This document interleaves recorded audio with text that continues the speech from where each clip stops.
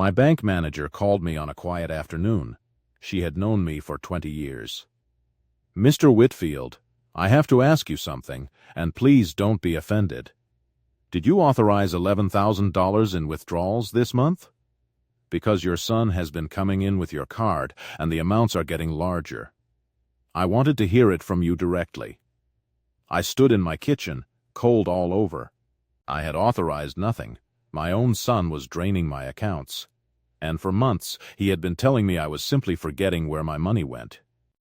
Welcome back to The Forgotten Parent. Grab your coffee, get comfortable, and remember, the people in these stories had every chance to do right by the ones who raised them. They just chose wrong.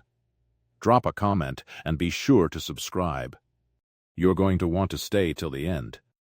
My name is Cornelius Whitfield. I am 73 years old. I live in a tidy brick house in Charlotte, North Carolina. I was an accountant for 40 years. I wear a cardigan and I keep my checkbook balance to the penny. People see a mild old man who is probably getting forgetful. That is exactly what my son wanted everyone to see. Including me, especially me. I spent my whole career with numbers. I know when a column does not add up. I know the feeling in my gut when something is off by even a dollar. That instinct does not retire. So when my own money started disappearing and my own son started telling me I was imagining it, a part of me knew. A deep, quiet, professional part of me knew the numbers were being cooked. I just did not want to believe who was cooking them. Let me tell you what I did for a living. I was a forensic accountant. Do you know what that is? I found fraud. Companies hired me to comb their books. I looked for the money that walked away quietly. I caught embezzlers. I caught executives who skimmed. I caught bookkeepers who thought a small theft, repeated, would never be noticed. I noticed. I always noticed. It was my gift and my curse. I see the crack in the numbers that everyone else walks past. In 1997, I caught a man stealing $4 million from a hospital charity. He had done it for 9 years. He was clever. He was patient. Everyone trusted him. But he made one small mistake in one small column, and I found it. I remember the look on his face when I laid out the evidence. He never dreamed the quiet accountant would catch him. They never do. That is the whole secret of my old profession. The thief always underestimates the auditor. Always. My son grew up watching me do this work. He knew what I did. And yet, when he decided to steal from me, he forgot the most important thing about his own father. You do not cook the books in the house of the man who wrote the textbook. He thought grief had dulled me. He thought loneliness had made me soft. He was about to learn that some skills are carved too deep to ever fade. I lost my wife Adele 5 years ago. We were married 48 years. She was the warm one. I was the numbers one. She used to tease me. "Corny, you can find a missing dollar in a million, but you can't find your own reading glasses." She was right. She found my glasses for 48 years. When she died, I lost more than my wife. I lost the person who kept me anchored to the world. The house went silent.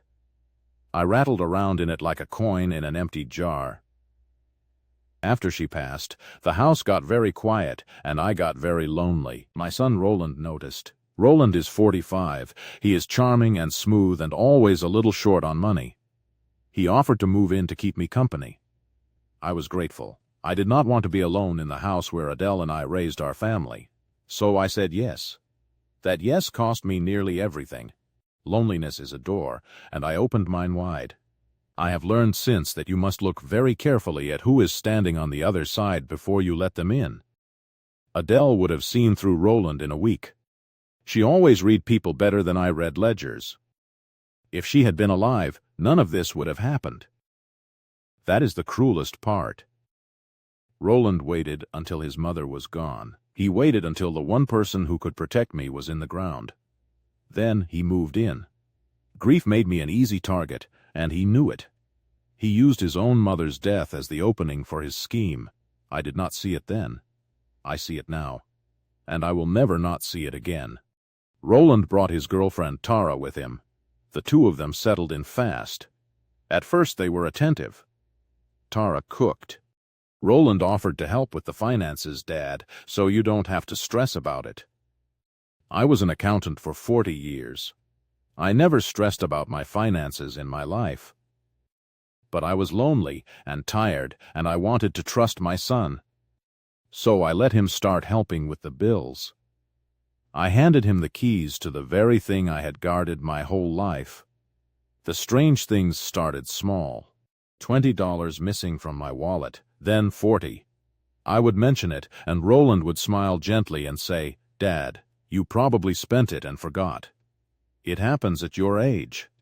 I would check my bank statements, and there would be withdrawals I did not remember. "You took cash out on Tuesday, Dad, remember?" We talked about it. I did not remember, because it never happened. But he said it so calmly, so kindly, that I began to doubt myself. That is the cruelest part of what they did. It was not just theft, it was gaslighting. Every time I noticed money missing, Roland would convince me I had lost it myself. He made me feel like my mind was slipping. He would move my reading glasses and then watch me search, and sigh, and say, "Dad, they're right where you left them." He hid my checkbook once and let me look for an hour before finding it. Piece by piece, he was building a story that I was losing my mind. And I was starting to believe it. There is a special terror in doubting your own memory, in wondering if the thing you are sure happened at all. I would lie awake at night trying to remember if I really had taken out that cash. I started writing things down obsessively, trying to catch my own supposed mistakes. I felt myself becoming small and frightened and unsure. A man who balanced corporate books for 40 years was being convinced he could not manage his own wallet. And the person convincing me was my own son. I started to withdraw. I stopped seeing friends. I was ashamed. I thought I was failing. I would cancel lunch with my old colleagues because I was afraid I would seem confused. Roland encouraged this. "Maybe you should rest more, Dad. Stay home. I'll handle everything." He was isolating me. I see it clearly now. A thief does not want his victim to have friends. Friends notice things. Friends ask questions. So Roland gently, lovingly, walked me into a smaller and smaller world, until the only voices I heard were his and Tara's. The worst was what it did to me at night. I would sit at Adele's old desk with my statements, trying to prove to myself that I was not crazy. But every time I found something wrong, Roland had an explanation ready by morning. I began to feel like I was disappearing. Like the sharp, capable man I had been my whole life was dissolving. That is what gaslighting does. It does not just take your money, it takes yourself. It makes you a stranger to your own mind, and it makes you grateful to the very person erasing you. I want to tell the older people listening something important. If you find yourself suddenly doubting everything, if a loved one keeps insisting you are confused and you feel smaller and more afraid every month, pay attention to that feeling. Real memory loss is gradual, and it does not benefit anyone. But when your confusion always ends with someone else getting your money or your control, that is not decline. That is a crime with a friendly face. I nearly missed it myself. And I catch fraud for a living. Then Tara joined in. She would back up every one of Roland's stories. "I saw you take the money, Cornelius, don't you remember?" Two voices telling me I was wrong. Two people rewriting my reality every day. They started talking about me to relatives. "Dad's really slipping. We're worried about his memory. We might need to look into power of attorney soon for his own good." They were laying the groundwork to take control of everything, and they had almost convinced me to hand it over for my own good. But then the bank manager called. $11,000. Roland coming in with my card, amounts getting larger. And in that moment, standing in my kitchen, the fog lifted. Because here was an outside voice, a witness who was not Roland or Tara, a record that did not lie. I was not losing my mind. My son was stealing from me and telling me I was crazy. The relief and the heartbreak hit me at the same time. I was not senile. I was being robbed. Something in my chest went very still and very clear. That cold, precise feeling I used to get when I found fraud in a company's books. The feeling of a hidden number finally clicking into place. My son thought he was dealing with a confused old man he could rewrite at will. He forgot that his father spent 40 years catching people exactly like him. He forgot that an accountant never really stops auditing. And I was about to audit my own son. If you've made it this far, do us one quick favor.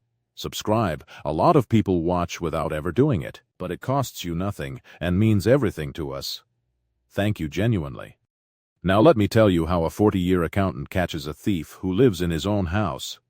The first thing I did was not confront them. That would have been a mistake. If I accused Roland, he would simply tell everyone it was proof of my paranoia and my decline. He would use my own outrage as evidence against me. No, I had to be smarter than that. I had to gather proof so solid that no gaslighting could wave it away. So I went very quiet, and I went to work, the way I used to work a fraud case. Methodically, invisibly, completely, I went to the bank in person, alone. I got full statements for every account, going back a year. I sat at Adele's old desk at night, after Roland and Tara were asleep, and I did what I do best. I reconciled. I went line by line. And the pattern was undeniable. Cash withdrawals I never made. Checks written to Roland. Online transfers to accounts I did not recognize. My savings, the money Adele and I built over a lifetime, was being siphoned away, a little at a time, then a lot at a time. $41,000 gone in 8 months. Then I did something my son never imagined a confused old man could do. I bought small hidden cameras. The kind you can order online now, tiny things that look like phone chargers and smoke detectors. My grandson had shown me such things once, and I remembered. I placed them carefully. One in the kitchen, one in the living room, one near the little desk where Roland helped with the bills. Then I waited. An old man who seems oblivious is invisible. Nobody performs for an audience they think is asleep. I had to be very careful. I ordered the cameras to a post office box, not the house. I set them up while Roland and Tara were out. I checked the footage on a cheap tablet I kept hidden under the mattress, the way I used to hide nothing in my life. I felt like a spy in my own home. It was a strange, sad thing, gathering evidence against my own child at my own kitchen table, but I had done it to strangers for 40 years. I knew exactly how to build a case that would not break. The only difference was that this time, every piece of evidence broke my heart. I kept a log, of course. I am an accountant. I noted every clip, the date, the time, the amount taken. I cross-referenced each theft on camera with the matching withdrawal on the bank statement. By the end, I had a document that told the whole story twice over, once in the numbers and once in living color. No jury on earth could look at both and call me confused. I had turned my son's favorite weapon, my supposed decline, into the very thing that would convict him. The auditor had audited the thief. And the books did not lie. What those cameras caught broke my heart and hardened my resolve at the same time. I watched Roland go through my wallet while I napped, taking cash and counting it.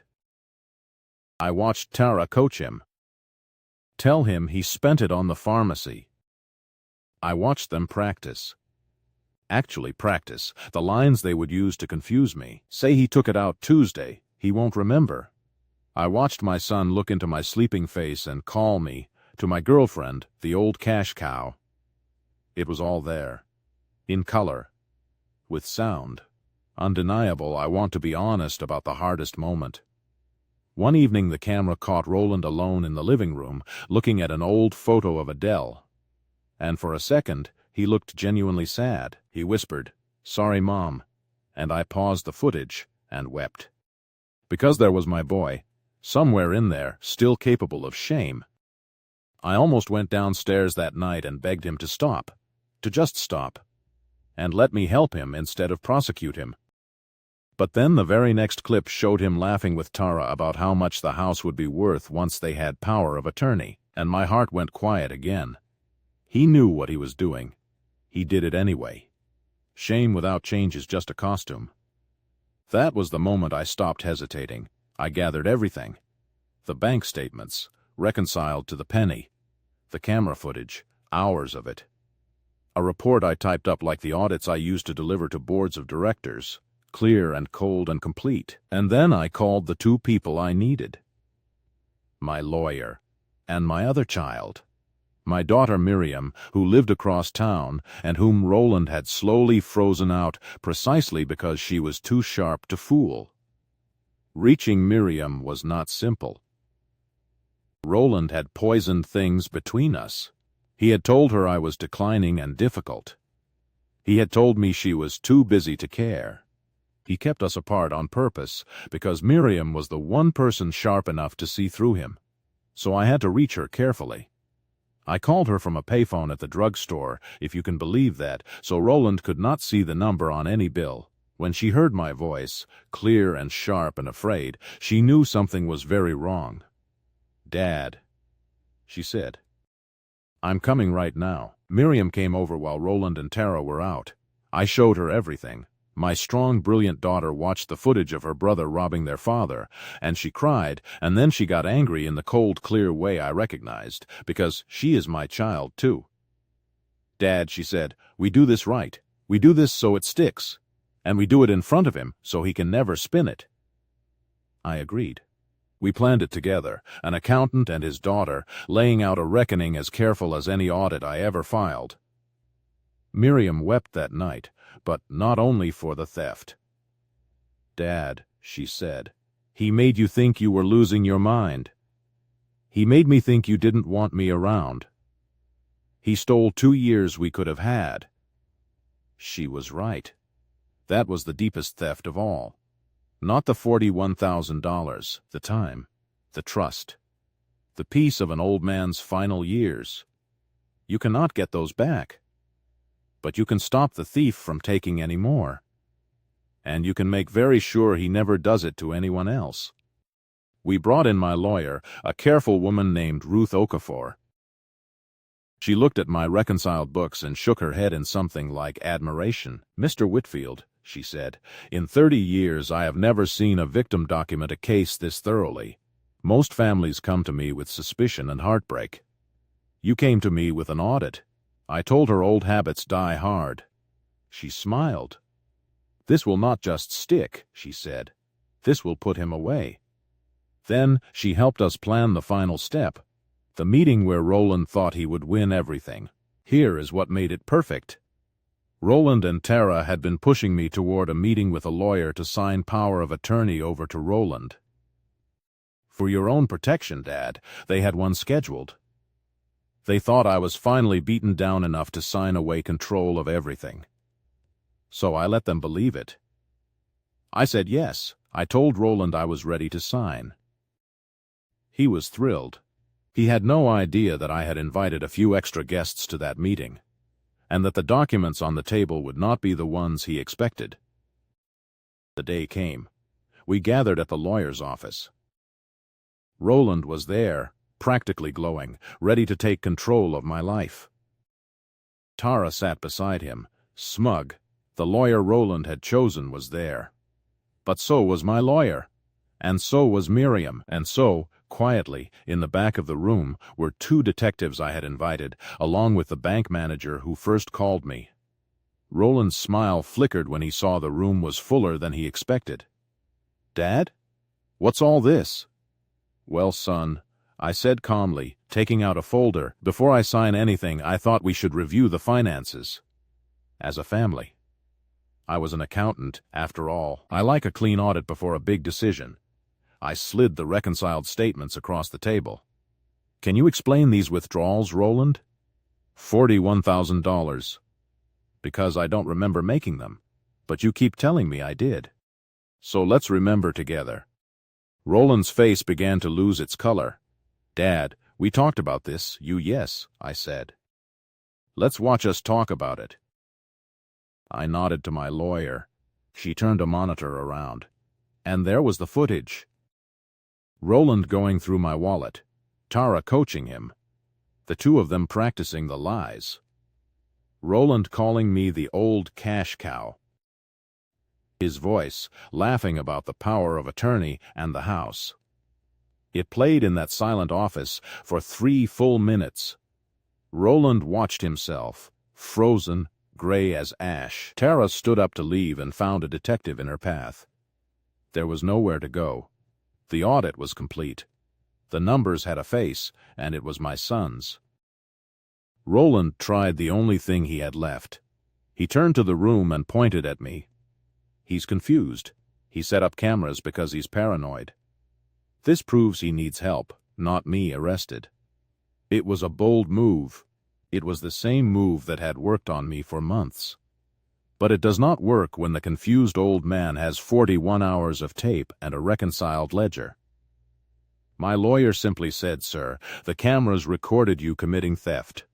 Your father's mental clarity is not on trial here. Your crimes are." Roland had no answer. His last weapon had been my own doubt. And I did not doubt anymore. Then Miriam spoke. My daughter stood up and faced her brother. "You told me Dad didn't want to see me," she said, her voice shaking with anger. "You told him I was too busy. You stole his money and you tried to steal us from each other. That's the part I will never forgive." Roland could not look at her. In that moment, stripped of his smooth lies. He was just a small man who had betrayed everyone who ever loved him, caught in a room full of the truth. The detectives stepped forward. It was over. Now here is where I want you to understand the kind of man I am. This was not a snub. This was not hurt feelings. My son had systematically robbed me, and worse, he had tried to convince me I was losing my mind so he could take everything and put me away. That is not just theft. That is a calculated cruelty against a vulnerable person. It has a name in the law. Financial elder abuse. And it is a crime. So I did not offer him a warm handshake and a family hug. I let the law do exactly what the law is for. Roland and Tara were arrested that day. The evidence was overwhelming. The reconciled statements, 41 hours of footage, the bank's records. There was no story left to tell, no gaslight left to light. Roland pleaded guilty to financial exploitation of an elder. He is serving his sentence now. Tara, who it turned out had done this before to another lonely old man, is serving a longer one. I did not shed a tear at the sentencing. Some mercies would only invite the next crime. Miriam moved me through the aftermath with a strong, steady hand. She helped me change every account, every password, every lock. She helped me recover what could be recovered. But more than that, she gave me back something Roland had stolen that no bank could refund. My confidence in my own mind. "Dad," she told me, "there was never anything wrong with you. You were being lied to by experts. Anyone would have doubted themselves. You didn't lose your mind. Someone tried to steal it." I needed to hear that more than I can say. The court ordered restitution. I got a good portion of the money back over time. But I will tell you the truth. I did not really care about the money by then. Adele and I had enough.